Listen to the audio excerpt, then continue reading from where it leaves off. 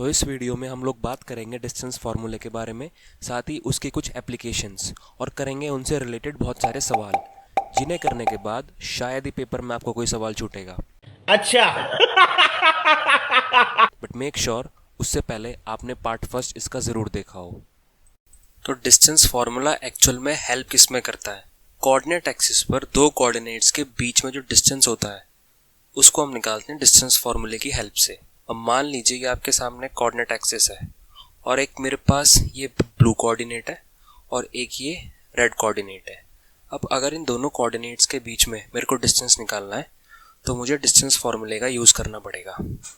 अब चलो उसको एग्जांपल से समझ लेते हैं। मान लो आपके पास दो कोऑर्डिनेट है, एक के कोऑर्डिनेट्स हैं आपके x1 y1 और दूसरे के कोऑर्डिनेट्स हैं x2 y2। तो इन दोनों के बीच में जो डिस्टेंस निकलेगा वो कुछ इस फॉर्मूले से निकलता है। फॉर्मूला तो आपने बुक्स में देखा होगा। अब ज़रा इस फॉर्मूले को थोड़ा गौर करके देखिए। इसमें x कोऑर्डिनेट माइनस हुआ है, दोनों का x कोऑर्डिनेट को पहले हमने माइनस करा है, फिर उसका स्क्वायर कर दिया, फिर बीच में एक प्लस साइन है, फिर दोनों के y कोऑर्डिनेट्स को माइनस करा है, फिर उसका स्क्वायर कर दिया, और फिर जो पूरा रिजल्ट आया है उसको हमने रूट कर दिया। तो ऐसा कुछ डिस्टेंस फार्मूला होता है। तो हमें ध्यान रखना है। तो दोनों पॉइंट्स जिनके बीच में आपको डिस्टेंस निकालना है उन दोनों के x कोऑर्डिनेट्स को लीजिए, उनको माइनस करके स्क्वायर कर दीजिए, प्लस जो दोनों के y कोऑर्डिनेट्स हैं उन दोनों के माइनस करके उनका स्क्वायर कर दीजिए, और जो आपको रिजल्ट आएगा उस पूरे पे स्क्वायर रूट ले लो। हालांकि ज़्यादा आपको ये समझ में आया नहीं होगा, आगे जब आप सवाल करोगे आपको आगे और क्लियर हो जाएगा। तो देखो, मान लो आपके पास दो कोऑर्डिनेट है a1,2 और b5,3। आपको इनके बीच में डिस्टेंस निकालना है। तो जैसे कि आपको पता है, पहले हम दोनों के x कोऑर्डिनेट को देखेंगे जो कि है 1 और 5। दोनों के केस में इनको माइनस कर दिया, उसका स्क्वायर कर दिया, प्लस दोनों के y कोऑर्डिनेट को भी हमने माइनस कर दिया जो कि है 2 और 3, फिर उसका भी स्क्वायर कर दिया, और जो हमारे पास रिजल्ट निकल के आया है हमने उस पूरे का स्क्वायर रूट कर लिया। अब ये तो हो गया एक तरीका। दूसरी चीज़ को आप ज़रा नोट करो, यहाँ पर भी मैंने वही करा है। दोनों के x कोऑर्डिनेट को माइनस करा है, दोनों के y कोऑर्डिनेट को माइनस करा है। बस क्या आप यहाँ पे ये देख सकते हो कि दोनों के ऑर्डर में अंतर है। जो लेफ्ट साइड वाला है उसमें तो मैंने 1 - 5 करा है, जबकि जो राइट साइड वाला है उसमें मैंने 5 - 1 करा है।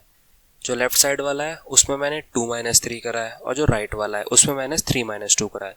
तो कोऑर्डिनेट मैंने यहाँ पे उल्टे कर दिए, पर गौर करो क्या रिजल्ट में कोई चेंज आया है? रिजल्ट दोनों के केस में √17 आया है।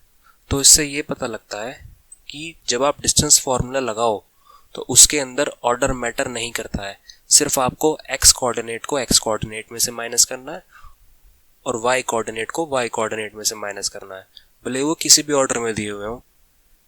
अब ज़रा आप एक इम्पॉर्टेंट चीज़ को और नोट करो जो आपको परेशान करती है। मान लीजिए आपके सामने कुछ ऐसी इक्वेशन आई है जिसमें एक तरफ रूट हो और एक तरफ रूट ना हो।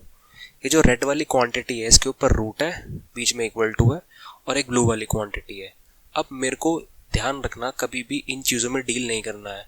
मतलब स्क्वायर रूट मेरी इक्वेशन में नहीं आना चाहिए। तो स्क्वायर रूट हटाने के लिए हम दोनों तरफ स्क्वायर कर देते हैं। तो जैसे ही आपने दोनों तरफ स्क्वायर करा तो देखो ये जो रेड वाला है इसका स्क्वायर रूट हट चुका, जबकि जो ब्लू वाला है इस पे स्क्वायर। आपको हमेशा इसी चीज़ के साथ डील करना है। कभी भी अगर स्क्वायर रूट आए तो इसको हटाने के लिए आप दोनों तरफ स्क्वायर कर दो, तो एक का स्क्वायर रूट हट जाएगा और दूसरे पे स्क्वायर आ जाएगा। तो अब डिस्टेंस फार्मूले से रिलेटेड कुछ सवाल कर लेते हैं। पहला सवाल आपसे बोल रहा है, find the distance of point A2,3 and B4,8। तो देखो, कभी भी ऐसे कुछ सवाल आए ना तो हमेशा कोऑर्डिनेट एक्सिस बनाने का ट्राई करा करो, उससे थोड़ा आसान पड़ता है।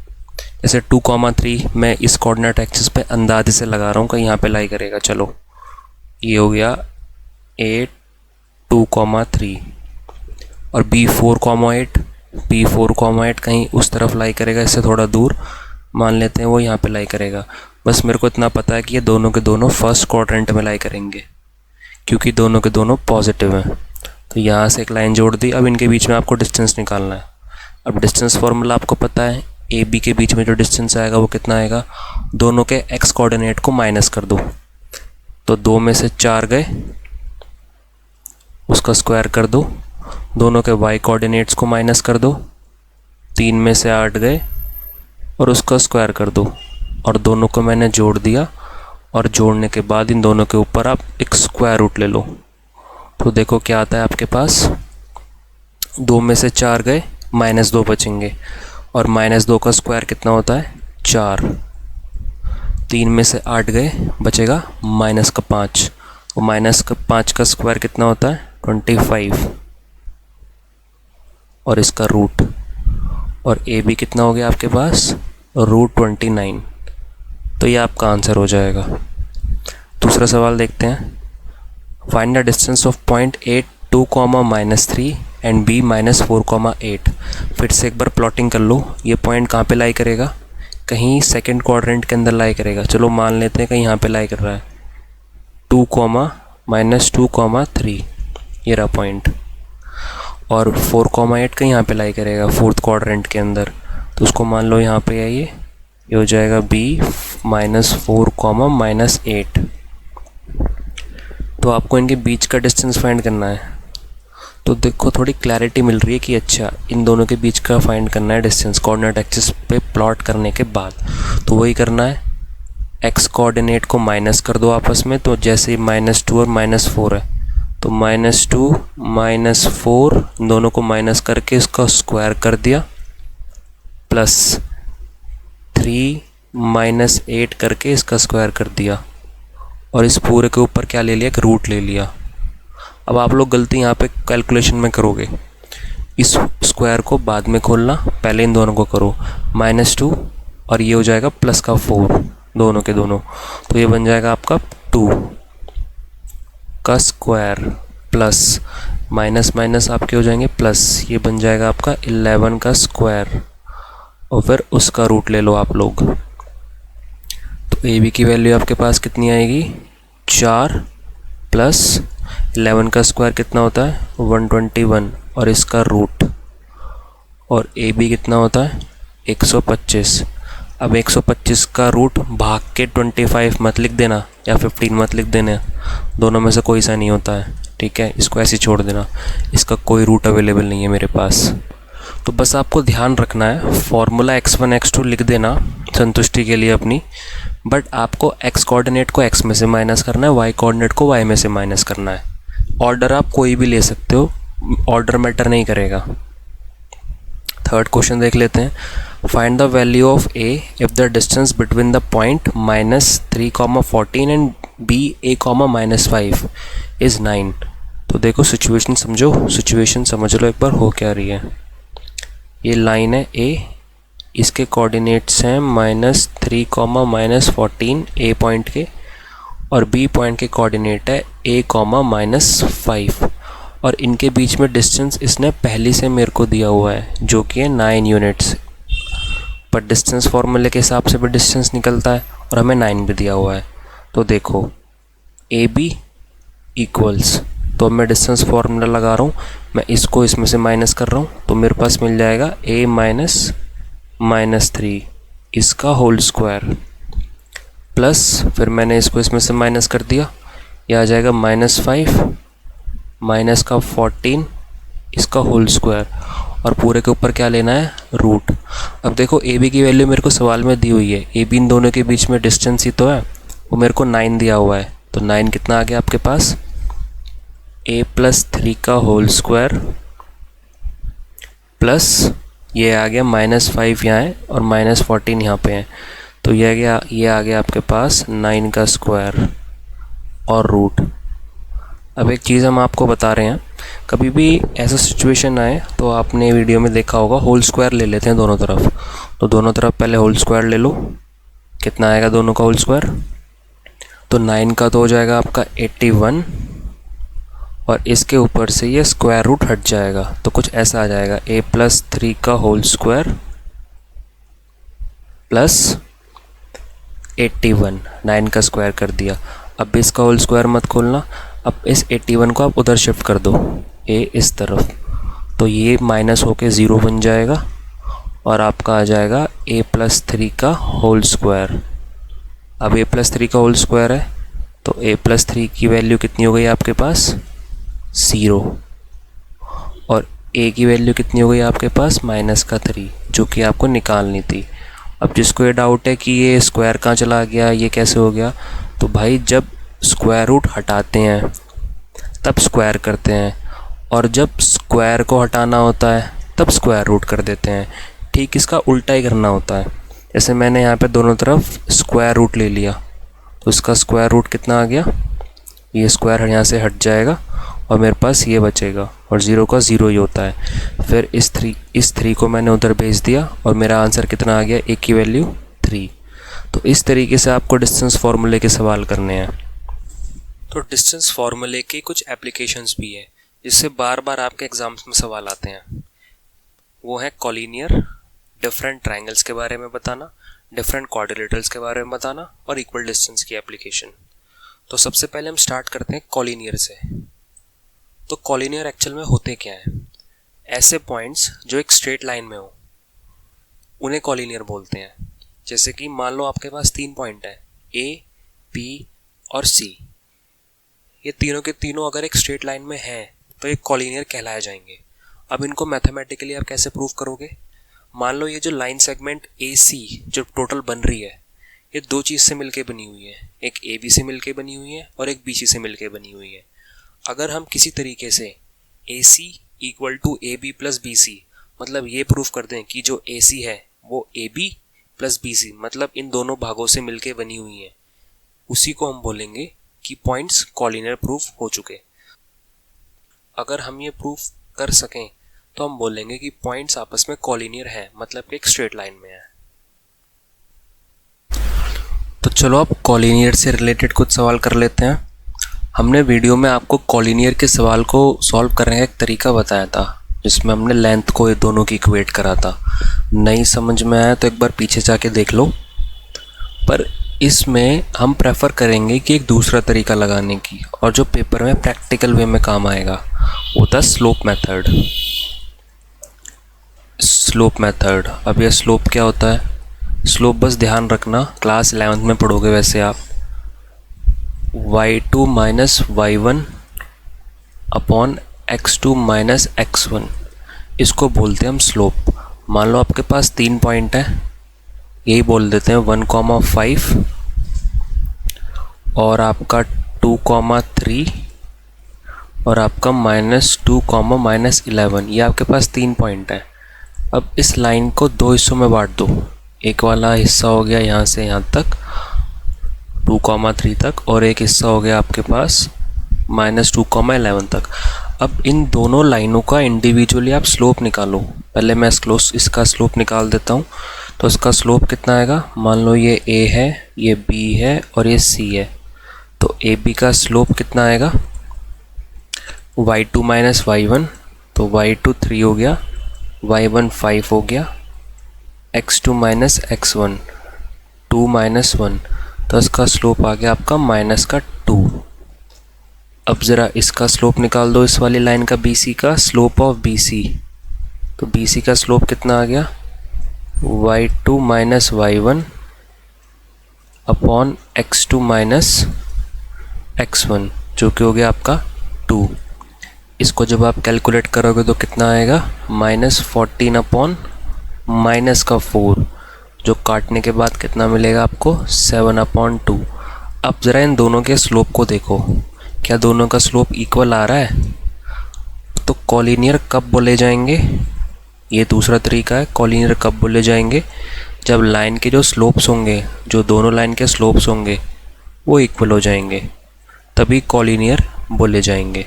तो अगर आपको बोले कॉलिनियर है, इसका मतलब लाइन के दोनों स्लोप्स बराबर हैं। अगर कॉलिनियर नहीं है तो उनके स्लोप्स भी बराबर नहीं हैं। तो इस केस में क्योंकि इनके स्लोप्स बराबर नहीं आए तो ये दोनों के दोनों जो पॉइंट है वो आपके कॉलिनियर नहीं हैं। ये तो हो गया एक तरीका। अब अगर आपको ग्राफ की अच्छी खासी नॉलेज है, आप ग्राफ के तरीके से भी कर सकते हो। जैसे कि एक मिनट इसको मिटा दो। जैसे मान लो आपके सामने ग्राफ दिया हुआ है अच्छा खासा। अब जितने भी पॉइंट ये आपको दिए हुए हैं, ज़रा एक बार इनको प्लॉट करके देखो। अगर ये सीधी लाइन में आ रहे हैं, स्ट्रेट लाइन में आ रहे हैं, तो ये पॉइंट आपके कॉलिनियर कहलाए जाएंगे। अगर ये स्ट्रेट लाइन में नहीं आ रहे हैं तो ये कॉलिनियर नहीं कहलाए जाएंगे। एक बार ज़रा प्लॉट कर लो इनको। 1,5। तो 1,5 आपका कहाँ पे लाई करेगा, कहीं यहाँ पे, ये 1 है और ये 5 है, कहीं यहाँ पे लाई करेगा 1,5।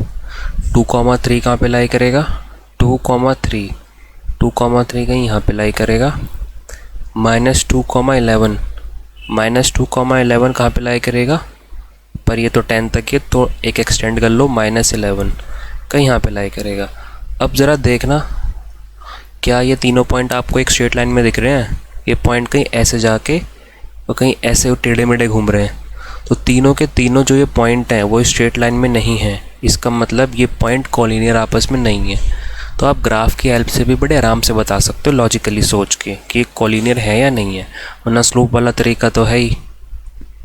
तो अब चलो एक सवाल और करते हैं। Find the value of point P if the point 2,3, 4, P, 6, -3 are collinear. तो इस बार इसने बोल दिया कि कॉलिनियर है, मतलब एक स्ट्रेट लाइन में है। तो पहले एक बार ग्राफ से लॉजिकली सोच के देखो, 2,3 कहाँ पे लाई करेगा, 2,3 कहीं यहाँ पे लाई करेगा इस जगह। अब 4, P तो मेरे को पता नहीं है तो उसको बाद में प्लॉट करेंगे। और 6, -3 कहाँ पे लाई करेगा, 6, -3 कहीं यहाँ पे लाई करेगा अगर अंदाज़ा लगाएं तो आपको पता है तीनों के तीनों पॉइंट एक स्ट्रेट लाइन में मूव करेंगे। तो एक स्ट्रेट लाइन बना लेते हैं। अगर एक स्ट्रेट लाइन बनाएं तो वो स्ट्रेट लाइन कहीं कुछ ऐसे आएगी, कुछ इस तरीके से इन दोनों को जोड़ती हुई सीधी बिल्कुल ऐसे। ठीक है, अब ये पॉइंट बचा मेरे पास 4, अब 4, का मतलब है कि उसका x कोऑर्डिनेट 4 होना चाहिए। तो x कोऑर्डिनेट 4 कहीं देखो यहाँ पे आएगा इस जगह। तो यही हो सकते हैं B पॉइंट जिसका जो कोऑर्डिनेट होगा 4, होगा, क्योंकि x तो मेरे को 4 ही चाहिए और x 4 पॉसिबल इस पूरी लाइन में कहाँ पे होगा, सिर्फ इसी जगह पे होगा। इधर जाओगे तो -4 निकल जाएगा और इधर के बाद ये 4 आपका आने वाला नहीं। तो यही एक पॉइंट है जिसके कोऑर्डिनेट आपके 4 से स्टार्ट होंगे। अब मुद्दा है P कैसे निकलेगा। अगर आप थोड़ा गौर करो तो इस वाले पॉइंट के जो कोऑर्डिनेट एक्चुअल में निकलेंगे वो 4,0 निकलेंगे। तो यहाँ से अगर आप कंपेयर करो इन दोनों को तो P की वैल्यू कितनी आ गई आपके पास, 0।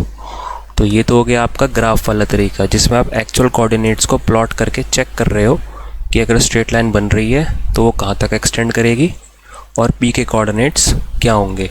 अब चलो देख लो इसको, जो एग्ज़ाम में आपको अप्रोच यूज़ करनी है।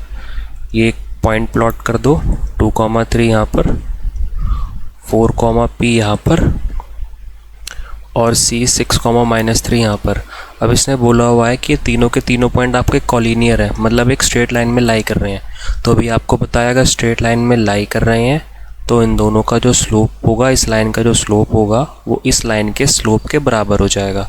तो इस लाइन का स्लोप कितना हो जाएगा, P -3 मतलब y2 - y1 अपॉन 4 - 2 बराबर होगा इस वाली लाइन के स्लोप के, जो कि हो जाएगा -3 - P अपॉन 6 - 4। तो कितना आ गया आपके पास, यहाँ से कट के कितना आ गया आपके पास, ये आ गया P -3 अपॉन 2 और ये आ गया -3 - P अपॉन 2। तो इस 2 से 2 कैंसिल। अब ज़रा सबको इधर उधर भेज दो। तो 2P कितना आ गया आपके पास, P ये उधर जाएगा माइनस का प्लस का बन जाएगा और ये जो 3 है उधर जाके -3 + 3 जो कि आता है 0। तो P की वैल्यू कितनी आ गई आपके पास, 0। कब, जब ये लाइन कॉलिनियर है। और लॉजिकली भी हमने P की वैल्यू 0 ही निकाली थी। तो थोड़ा इस चीज़ पे भी ध्यान देना, इससे सवाल थोड़े जल्दी हो जाएंगे। ये काम आपको पेपरों में करना है। दूसरी इसकी एप्लीकेशन आती है डिफरेंट ट्रायंगल्स के लिए। आप कोऑर्डिनेट एक्सिस में ये बता सकते हैं कि जो गिवन कोऑर्डिनेट है वो कौन सा ट्रायंगल फॉर्म कर रहे हैं। चीज़ें आपको हालांकि पहले से पता होंगे बट फिर भी एक बार रिवाइज कर लो। इक्विलेटरल ट्रायंगल जिसकी तीनों साइड इक्वल होती हैं, एक होता है आइसोसेल्स ट्रायंगल जिसकी 2 साइड इक्वल होती हैं। तीसरा जो सबसे इंपॉर्टेंट और सबसे कन्फ्यूजिंग होता है वो होता है राइट एंगल्ड आइसोसेलस ट्रायंगल। अब इसमें 2 वर्ड है, एक है राइट एंगल्ड और एक है आइसोसेलस ट्रायंगल। अब इसमें आपको दोनों प्रूफ करने हैं, आपको आइसोसेलस भी प्रूफ करना है और राइट एंगल ट्रायंगल भी प्रूफ करना है। अब चलिए देखते हैं कैसे प्रूफ करते हैं इन्हें। आपको बोल रहा है prove that the point 3,0, 6,4 and -1,3 are vertex of right angled isosceles triangle. तो पहले कोऑर्डिनेट प्लॉट कर लो। तो 3,0 मेरा कहीं यहाँ पे लाई करेगा, ये रहा 3,0, ठीक है। 6,4 कहाँ पे लाई करेगा, ये रहा 6 और ये रहा 4, तो ये हो गया 6,4 और -1,3 कहाँ पे लाई करेगा, -1 यहाँ पे है और 3 मेरा यहाँ पर है, ये रहा -1,3। तो आप जैसे कि देख सकते हो कि एक ट्रायंगल बन रहा है, ये ऐसे बन रहा है, ये ऐसे और ये एक ऐसे। इसको नाम दे देते हैं, ये ए हो गया, ये बी हो गया और एक सी हो गया। अब right angle isosceles triangle prove करने के लिए आपको दो चीज़ें प्रूव करनी पड़ेंगी। एक तो पाइथागोरस थ्योरम प्रूव करनी पड़ेगी और एक आइसोसेलेस के दोनों साइड इक्वल करनी पड़ेगी। पहले मैं दोनों साइड इक्वल प्रूव कर देता हूँ, तो देखते हैं कौन सी साइडें निकलती हैं। अगर मैं यहाँ पर बात करूँ ए सी की लेंथ कितनी निकलेगी, डायरेक्ट लिख देते हैं।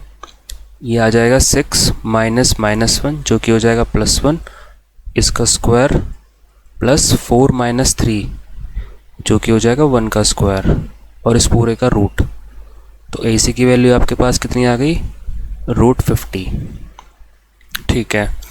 अब अगर आप बी सी की वैल्यू निकालोगे तो बी सी की वैल्यू देखो कितनी आएगी, 6 - 3 हो गए आपके 3, तो 3 का स्क्वायर।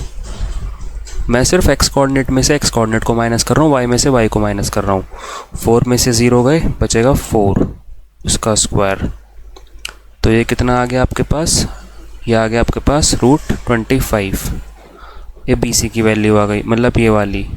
तो अब आप अगर ए बी की वैल्यू निकालोगे तो वो कितनी आ जाएगी, ये आ जाएगी 4 का स्क्वायर प्लस 3 का स्क्वायर, इसका रूट। तो ये भी कितना आ गया आपके पास, √25। तो अगर आप तो अगर आप थोड़ा ध्यान से देखो कि जो ए बी वाली साइड है वो बराबर है बी सी वाली साइड के। मतलब कि ए बी वाली साइड कौन सी है, ये वाली साइड, वो बी सी वाली साइड के बराबर है। इसका मतलब ये ट्रायंगल कैसा है, आइसोसेलेस ट्रायंगल। अब पाइथागोरस थ्योरम प्रूफ करनी है आपको इस ट्रायंगल के लिए। तो in triangle A B C, क्या आपको ये दिख रहा है कि अगर मैं इसका स्क्वायर करूं और इसका स्क्वायर करूं, तो जैसे कि अगर मैं बी सी का स्क्वायर करूं और ए बी का स्क्वायर करूं तो मेरे को ए सी का स्क्वायर मिलेगा। कैसे, √25 का स्क्वायर करूंगा और √25 का स्क्वायर करूंगा, तब मेरे को √50 का स्क्वायर मिल जाएगा। कैसे, ये हो गया 25 + 25 = 50 और ये 50 ही तो आता है। तो हमारा जो पाइथागोरस थ्योरम है वो भी वेरीफाई हो चुकी। इस ट्रायंगल को हम बोलेंगे राइट एंगल्ड, क्योंकि हमने पाइथागोरस थ्योरम वेरीफाई कर दी। आइसोसेलेस ट्रायंगल, पाइथागोरस थ्योरम यही तो होती है कि किसी हाइपोटेन्यूज का स्क्वायर दोनों साइड के सम के स्क्वायर के सम के बराबर हो। तो इस केस में हाइपोटेन्यूज का काम कौन कर रहा है, हाइपोटेन्यूज का काम कर रहा है ए बी, और जो दोनों रिमेनिंग साइड्स है उसका काम कौन कर रहा है, उसका काम कर रहा है ये और ये वाली साइड। अब यहाँ पे एक इंटरेस्टिंग सवाल आपसे पूछेंगे कि बताओ कि 90 डिग्री का एंगल कहाँ बन रहा है। अगर ये एक राइट एंगल्ड आइसोसेलेस ट्रायंगल है तो वो बनेगा ठीक हाइपोटेन्यूज के सामने, जो कि होगा ये वाला एंगल, ये वाला, ये बनेगा आपका 90 डिग्री। तो इस केस में एंगल बी की वैल्यू कितनी हो जाएगी आपकी, 90 डिग्री। इस चीज़ का आपको ध्यान रखना है। तो ट्रायंगल वाले क्वेश्चंस भी आप बड़े आराम से इस तरीके से कर सकते हो। तीसरी इसकी एप्लीकेशन आती है डिफरेंट क्वाड्रिलेटरल्स के ऊपर। तो आपको पॉइंट देके वो ये पूछ लेगा कि क्वाड्रिलेटरल किस नेचर का है। तो पहले बात कर लेते हैं रोम्बस। ऐसा क्वाड्रिलेटरल जिसकी सारी की सारी साइड इक्वल हो वो रोम्बस हो जाता है। फिर बात करते हैं रेक्टेंगल की। ऐसा क्वाड्रिलेटरल जिसकी आमने सामने की दोनों साइडें इक्वल हो वो रेक्टेंगल हो जाता है। फिर आता है स्क्वायर, जिसकी सारी साइडें इक्वल हो उसको स्क्वायर बोल देते हैं। तीसरा आता है पैरेललोग्राम, जिसकी आमने सामने की अपोजिट साइड्स इक्वल हो। अब रोम्बस और स्क्वायर में बेसिक डिफरेंस ये है, हालांकि इन दोनों में सारी साइडें तो इक्वल हैं, पर इसमें बेसिक डिफरेंस ये है कि रोम्बस के जो एंगल होते हैं, जो वर्टिक्स पे एंगल बनते हैं, वो 90 डिग्री के नहीं बनते हैं, जबकि स्क्वायर पे बनते हैं। वहीं रेक्टेंगल और पैरेललोग्राम साइड के मामले में तो सेम है, बट इन दोनों में अंतर क्या है कि जो रेक्टेंगल के एंगल बनते हैं वो 90 डिग्री के बनते हैं एट वर्टेक्स, जबकि पैरेललोग्राम के 90 डिग्री के नहीं बनते। तो अब ज़रा बात करते हैं क्वाड्रिलेटरल से रिलेटेड। बोल रहा है point P, Q, R and S be the 4 point in a plane, show that PQRS is a rhombus. PQRS को आपको एक रोम्बस प्रूफ करना है। तो पहले पॉइंट प्लॉट कर लो कोऑर्डिनेट एक्सिस पर। तो 2, -1 का यहाँ पे लाई करेगा, ये हो गया हमारा P, 2, -1, Q हो गया 3, 4, तो 3 ये रहा और 4 ये रहा, कहीं यहाँ पे लाई करेगा, ये हो गया पॉइंट Q 3, 4, R हो गया आपका 2, 3, तो 2, 3 कहीं यहाँ पे मिलेगा, ये हो गया R 2, -3, सॉरी -2 है ये, और S -3, -2 वो कहीं यहाँ पे लाई करेगा इस जगह S -3, -2। अब जब आप इन सब पॉइंट को जोड़ के एक फिगर बनाओगे तो आपको देखो कुछ ऐसे मिलेगी, ये जुड़ गया, ये जुड़ गया, ये जुड़ गया और ये जुड़ गया। अब आपको इस फिगर को रोम्बस प्रूफ करना है। अब रोम्बस प्रूफ करने के लिए आपको पता है सारी साइड बराबर आनी चाहिए, तो मतलब RQ बराबर QP, RQ मतलब ये वाली, QP मतलब ये वाली, PS मतलब ये वाली और SR मतलब ये वाली। ये सारी साइड अगर बराबर आ गए तो हमारा रोम्बस प्रूव हो जाएगा। ज़रा RQ निकालो कितनी होगी, वही डिस्टेंस फार्मूला मैं यूज़ कर रहा हूँ। ये आ जाएगा आपका 3 यहाँ पर है, -2 यहाँ पर है, तो प्लस करके आ गया 5 का स्क्वायर। मैं डायरेक्ट लिख रहा हूँ, 4 और 3 ये आ गया 1 का स्क्वायर और इसका रूट, जो कि आ गया आपके पास √26। ज़रा QP निकाल लो, QP कितनी होगी, x कोऑर्डिनेट को माइनस कर दो, 1 का स्क्वायर, फिर y कोऑर्डिनेट को माइनस करके उसका स्क्वायर करोगे तो आ जाएगा 5 का स्क्वायर। क्योंकि ये 4 है और ये -1 है, तो 4 और -1 करके 5 आएगा, ये भी √26 आ जाएगा। अब ज़रा PS देखो, PS है ये वाली, PS की वैल्यू कितनी आ गई, PS ये वाला और ये वाला, तो PS हो गया आपका 5 का स्क्वायर प्लस 1 का स्क्वायर, ये भी आपका 26 आ गया। अब निकालो आप SR, SR कितना आ गया, ये भी 1 का स्क्वायर आ गया, इसको x को x में से माइनस करो, y को y में से माइनस करो, ये 5 का स्क्वायर आ गया, तो ये भी √26 आ गया। अब देखो जितनी भी ये सारी की सारी साइड्स आपकी आई हैं, ये सारी की सारी इक्वल आई हैं।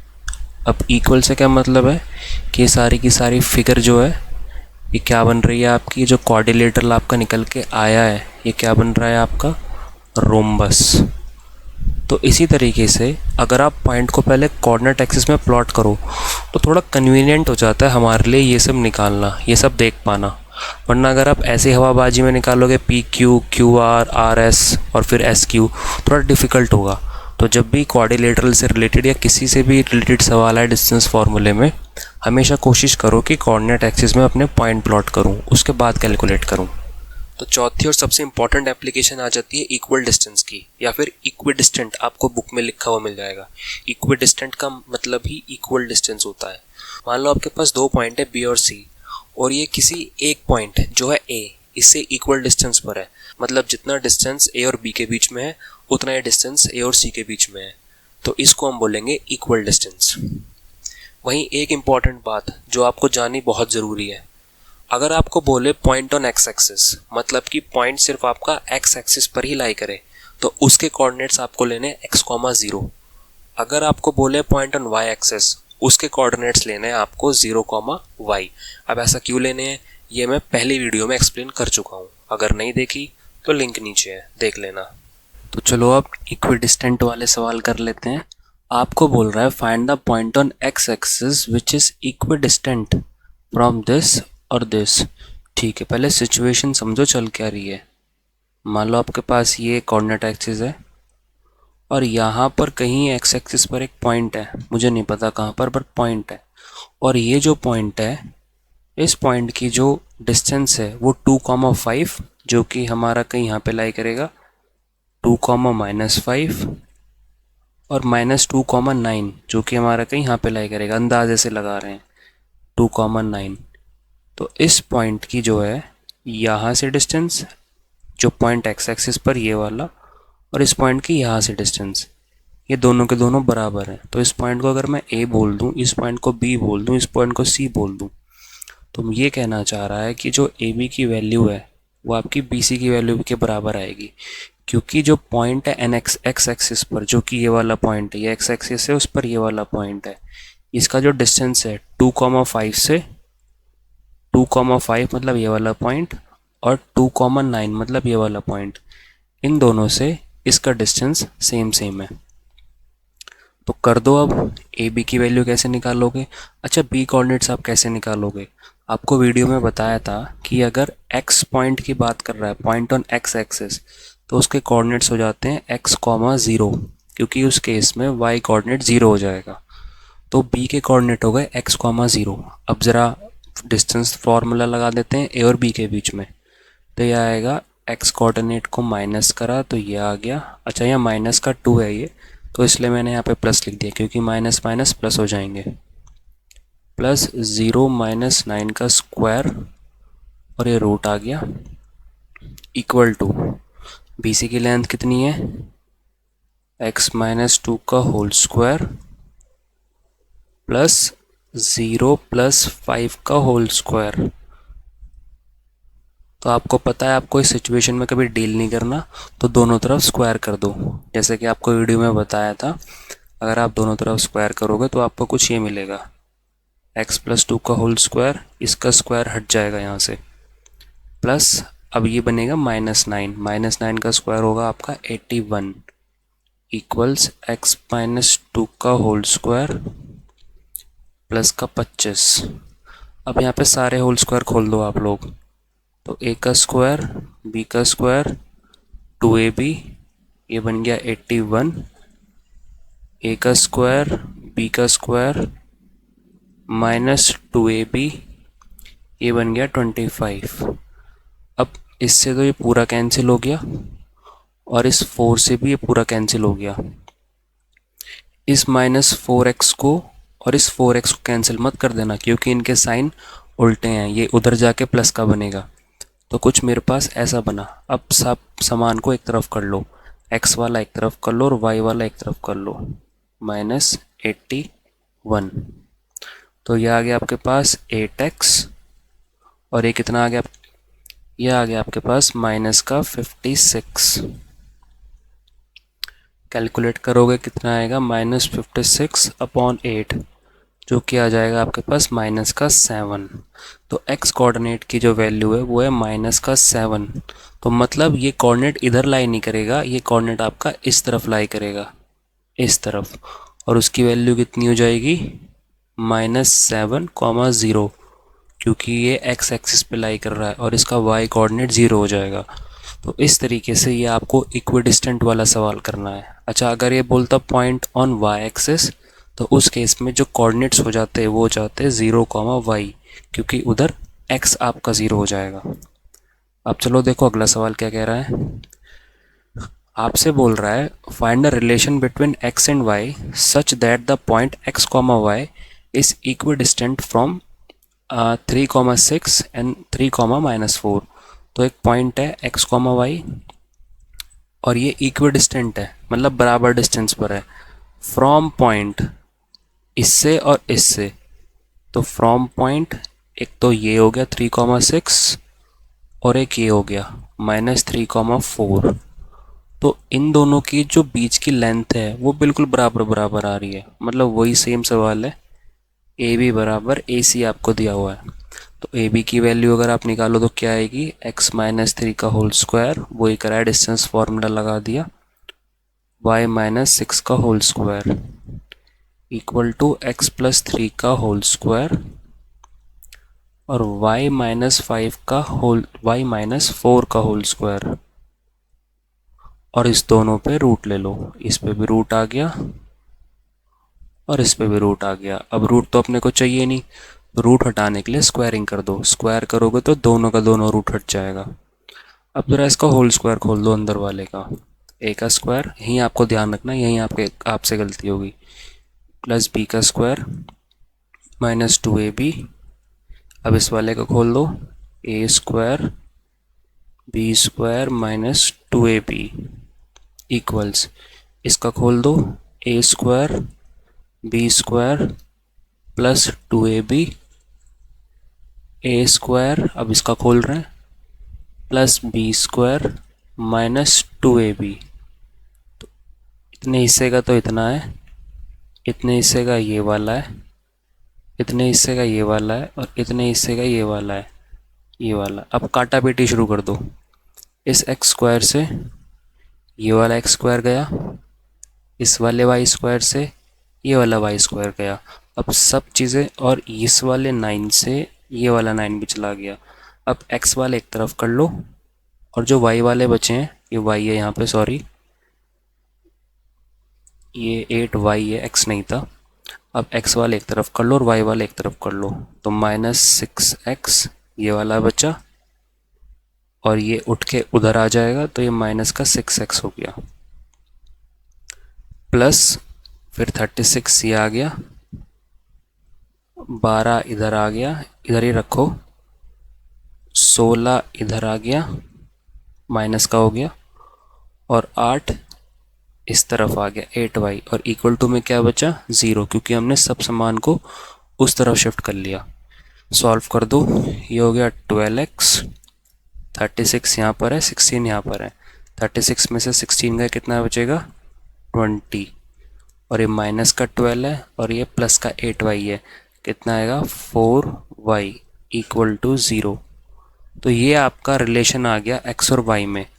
अब रिलेशन आपको x और y में बोल रहा था, इसका मतलब इसके अंदर x भी वाला भी आएगा और y वाला भी आएगा। तो देखो x भी आ गया और y भी आ गया।